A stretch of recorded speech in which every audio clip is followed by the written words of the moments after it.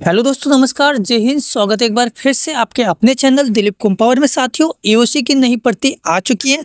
मैंने एक पहले भी वीडियो आपका बनाया था ईओसी से रिलेटेड कि उसमें कितनी पोस्टें हैं, कैसे क्या सिलेक्शन होगा, फिजिकल होगा, है ना, एग्जाम पैटर्न किस तरीके से रहने वाला, सारी कुछ बातें मैंने जो है पिछले वीडियो में बना रखी है। तो आज इस वीडियो में हम बात करेंगे कि ईओसी होता क्या है, इसमें क्या काम करना पड़ेगा, कितनी सैलरी मिलेगी और कितने नंबर लाने वालों की जो है ईओसी में सिलेक्शन होने वाला। और दूसरी ये भी हम बात करेंगे कि ये परमानेंट नौकरी है या फिर अग्निवीर की तरह है, 4 साल के बाद जो है हमें निकाल दिया जाएगा। सारी कुछ बातें कंप्लीटली हम इस वीडियो में जानने वाले हैं। चलिए तो दोस्तों, सबसे पहले हम जान लेते हैं थोड़ा बहुत कि इसमें कितनी पोस्टें हैं, है ना, कौन कौन सी पोस्टों की वैकेंसीज आ रखी हैं। उसके बाद हम जानेंगे ईओसी की पूरी विस्तार डिटेल से। सबसे पहले हम जानते हैं कि इसमें टोटल पोस्ट आप दे रखी है। देखो, 723 पदों की वैकेंसी से निकली हुई है, जिसमें आपकी फायरमैन, ठीक है, tradesman, mate, MTS, JOA, MA, material जो है material assistant, carpenter, joiner, civil motor driver, है ना, और टेली ऑपरेटर की वैकेंसीज आपकी निकली हुई, जिसमें स्टार्टिंग डेट जो है आपकी 2 दिसंबर से फॉर्म स्टार्ट हो चुके हैं। लास्ट डेट जो है आपकी 22 दिसंबर रहने वाली है और एग्जाम जो है आपका जनवरी तक एग्जाम होने की पूरी संभावना दे रखी है, जिसमें 18 से लेके 25 साल उम्र आपकी दे रखी है। बाकी 2 पोस्ट हैं स्पेशल, जिसमें आपकी मेटल असिस्टेंट और आपकी सिविल मोटर ड्राइवर, जिसमें 18 से 27 साल तक उम्र मांगी गई है। बाकी जो अदर पोस्टें हैं उसमें 1800 लेके आपकी 25 साल तक आपकी जो है उम्र मांगी गई है। ठीक है जी, चलिए हम जानते हैं कि ईओसी आखिर होता क्या है। साथियों, बताना चाहूँगा, जो ईओसी है वो आर्मी जो ऑर्डिनेंस और कॉर्प्स उसका पूरा नाम है, जिसको हम सेना आयुध कोर के नाम से भी हम जान सकते हैं। ठीक है, इसका जो विशेष कार्य रहता है वो रहता आर्मी का सपोर्ट करना। एक सपोर्टिंग सिस्टम है जो आर्मी को सपोर्ट करते हैं, नेवी को सपोर्ट करते हैं, है ना, ऐसी सेना को सपोर्ट करते इसका सपोर्टिंग का कार्य रहता है। जिसमें हम बात करें, भारतीय सेना का एक सक्रिय कोर है जो युद्ध और शांति के दौरान सामान्य सेना को सामग्री और रसद सहायता प्रदान करने के लिए जिम्मेदार एक प्रमुख गठन है। ठीक है जी साथियों, आप जान चुके होंगे इसका विशेष कार्य क्या रहता है। इसका काम रहता है सपोर्टिंग सिस्टम का, जैसे आर्मी का सपोर्ट करना है, चाहे साधन से सपोर्टेड हो, युद्ध से जो है साधनों से सपोर्टिंग हो, या फिर कोई शांति प्रिय जो वारदात होती है उससे रिलेटेड भी ये जो है सपोर्ट करता है, उसकी जिम्मेदारी लेता है। चलिए हम जानते हैं कि इसकी ईओसी की भूमिका क्या होती है और इसका कार्य क्या होता है। साथियों, बताते चाहूँगा, जो सेना ईओसी की मुख्य जिम्मेदारी जैसे युद्ध और शांति के दौरान भारतीय सेना यदि आवश्यक हो तो नौसेना और वायुसेना को सामग्री और रसद सहायता प्रदान करना। सेना आयुध कोर यानी ईओसी की जिम्मेदारी, जैसे कि आप देख सकते हैं, कोट, स्लीपिंग बैग, दस्तावेज, है ना, चश्मे वगैरह, या वाहन साधनों, उपकरणों और युद्ध सामग्री जैसे गोलियां, तोपखानों के गोले, मिसाइल आदि तक ईंधन, चारा, दवाइयों की आपूर्ति। भारतीय सेना को कोर और सैन्य फार्म सेना जो है रिमाइंड, पशु चिकित्सा कोर और सेना चिकित्सा जैसी बहुत सारी जो है सुविधा प्रदान करती। कौन करती? ईओसी। साथियों, बताना चाहूँगा, जो ईओसी है, जो आपका ये कोर है ना, आयुध कोर, जिसमें ये स्टार्ट हुआ था आपके जो ब्रिटिश सेना ने इसको स्टार्ट किया था। जो अन्य सैनिक जो बढ़ गई थी उनकी सेना, उनकी सहायता के लिए इस कोर की जो है स्थापना की थी। और ये स्थापना जो है ब्रिटिश सरकार, मतलब अंग्रेज सरकार के समय से ये हुई थी। ठीक है, और बताना चाहूँगा, इसका जो है मेन जो है अकादमी है वो सिकंदराबाद में है। इसकी जो मेन, जिसको आप बोल सकते हैं, है ना, जो आर्मी ऑर्डिनेंस कोर सेंटर है, जो मुख्य कोर सेंटर, वो अभी आपके सिकंदराबाद में आ रखा है। ठीक है जी, चलिए तो हम जानते हैं इसकी वैकेंसीज के बारे में, कौन कौन सी वैकेंसीज और इसमें क्या क्या कार्य उनको करना पड़ता है। जैसे कि आप देख सकते हैं, इसकी फायरमैन है, फायरमैन की बहुत ही शानदार वैकेंसीज आ रखी है।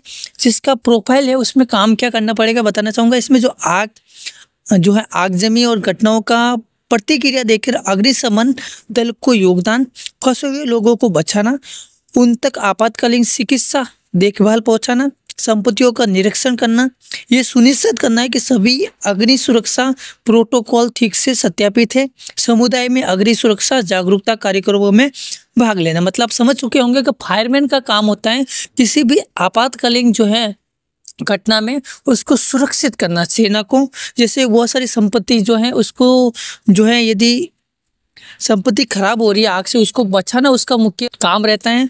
ठीक है जी।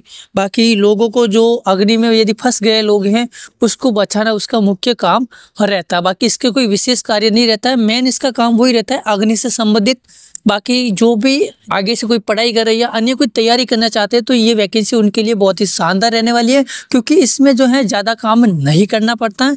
बहुत ही कभी कभार कोई जो है परेशानी बढ़ जाती है, कोई दुर्घटनाग्रस्त हो जाते तो ही इसमें काम करने की आवश्यकता। बाकी जो है साधनों का ध्यान रखना होता है, कोई विशेष काम इसमें नहीं रहता है। कोई भी बंदा यदि चाहे भाई इस वैकेंसी को मैं ज्वाइन करके किसी अन्य की पढ़ाई करूं या कोचिंग करूं तो वो आराम से कर सकता है। ठीक है, तो ये सबसे ज़्यादा बेहतरीन पोस्ट आप मानी जाती है। और दूसरी जो है आपकी जो है ट्रेडमैन की है, मेट की जॉब, जिसमें आपको फोटोकॉपी फ्लैक्स भेजना प्राप्त करना है ना, अनुभागों या इकाई में गैर लिपिकी कार्य करना, कंप्यूटर से रिलेटेड कार्य है, वो सारे काम जो हैं इसमें ट्रेडमैन मेट में होते हैं। मतलब ये है कि आपके जो फोटोकॉपी से रिलेटेड हो गया, कोई लेटर फैक्स करना है, लेटर भेजना है, कंप्यूटर से रिलेटेड जो वर्क है वो सारे कुछ काम है वो इस पोस्ट में आते हैं। किस में आते हैं? ट्रेडमैन मेट में। ठीक है जी, ये भी आपकी अच्छी पोस्ट है। ठीक है, बाकी अगली हम बात करते हैं मटेरियल असिस्टेंट। आप देख सकते हैं नाम में भी है मटेरियल असिस्टेंट, मतलब मटेरियल का रख रखाव करना या उसका ध्यान रखना, जिसमें आपको वस्तुओं की गिनती करना, वर्गीकरण या वजन किया जाता है। अनुमत आवश्यकताओं के आधार पर ऑर्डर स्टॉक से भरे जाते हैं और उपकरण सामग्री वाणिज्य उपकरण या आपूर्ति का ऑर्डर दिया जाता है। जैसे कि आप देख सकते हैं जो भी वस्तुओं की गिनती करना है, देख रेख करना है, मतलब मेटले जितने भी आपको साधन है उनका ध्यान रखना है, कोई कमी पेशी ना हो, है ना। साधन को गिनती करना, स्टॉक कम हो रहा है तो स्टॉक मंगवाना, जैसे कोई भी स्टॉक आपका हो सकता है ना, कपड़े वस्तु का हो सकता है या किसी गोले बारूद का हो सकता है। जो भी आपके जो है एओसी से रिलेटेड जो कार्य करते हैं, आर्मी से रिलेटेड, नौसेना से रिलेटेड जो भी सामान होते हैं उसका रख रखाव करना और उसका जो है ध्यान रखना, कौन सा कम है ज़्यादा है, उसके स्टॉक के अनुसार जो है कम है तो आगे से मंगवाना, है ना। मटेरियल का रख रखाव करना इसका विशेष कार्य आपका माना जाता है। अगली जो है आप देख सकते हैं एओसी जो जूनियर ऑफिस असिस्टेंट है, इसकी हम बात करें तो खाता का नियमित सिस्टम ऑडिट चलाना, वरिष्ठ कर्मचारियों के साथ में नियमित संचालन प्रणाली रिपोर्ट चलाना, साझा करना, है ना। ग्राहकों के लिए बैंकिंग अनुभव को बेहतरीन बनाने और अद्यतन करने के अवसरों की पहचान करना और उन पर कार्य करना। मतलब इसका जो जूनियर असिस्टेंट का काम है वो खातों से रिलेटेड होता है, जो भी आपके जॉब के रिलेटेड है ना। बाकी ये भी अच्छी पोस्ट है, आप चाहे तो इसको भी आप कर सकते हैं।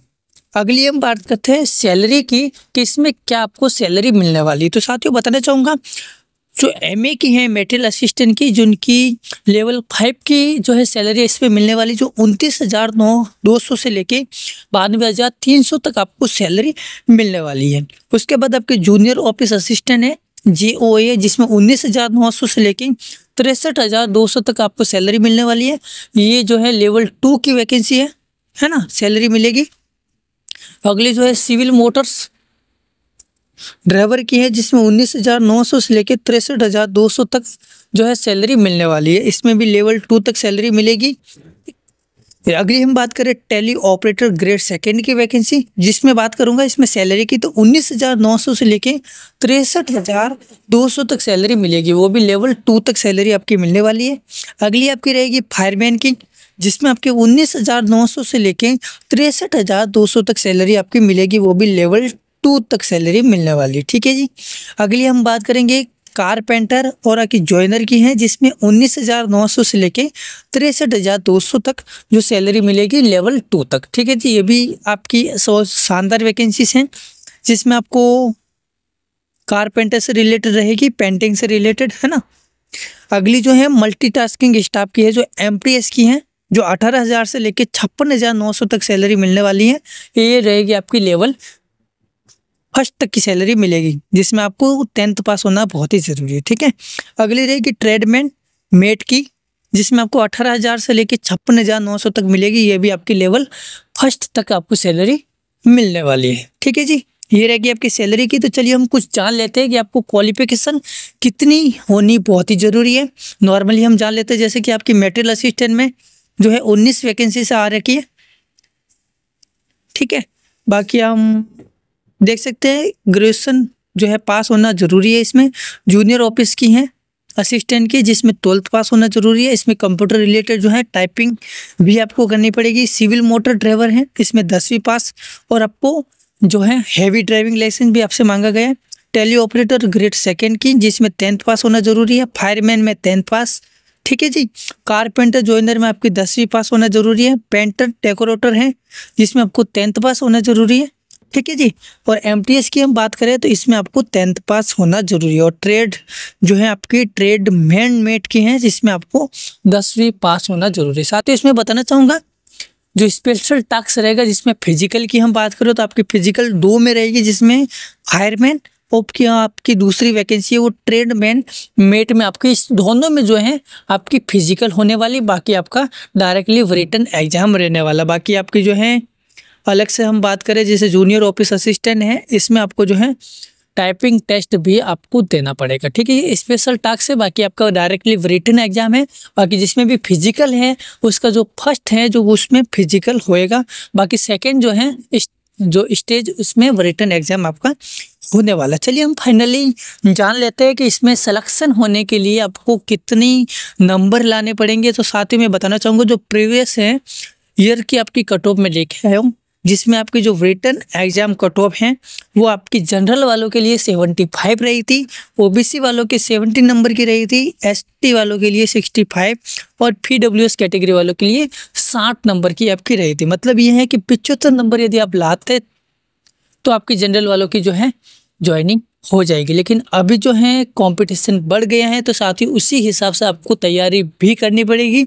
सिलेबस भी बहुत ही आसान है। सिलेबस क्या था क्या रहने वाला है वो मैंने इसके रिलेटेड वीडियो बना रखी है, एओसी वैकेंसी के रिलेटेड, जो आप प्रीवियस वीडियो आप देख सकते हैं। कल या परसों की डेट में मैंने बनाया है, वहाँ में पूरी मैंने जानकारी दे दी है। क्या फिजिकल है, रिटन एग्जाम कितने नंबर का होने वाला, सारे कुछ बातें हैं उसमें मैंने बताई है। तो वो वीडियो भी एक बार जरूर देखिए ताकि आपको पूरी जानकारी मिल सके। तो जानकारी यहीं तक थी, कैसी लगी हमें कमेंट में लिख के ज़रूर बताइए। साथियों आप भी यदि हमारे चैनल पर नए हैं तो चैनल को ज़रूर सब्सक्राइब करिए। तो साथियों मिलते हैं नेक्स्ट वीडियो में, तब तक के लिए जय हिंद, वंदे मातरम, आपका दिन शुभ हो।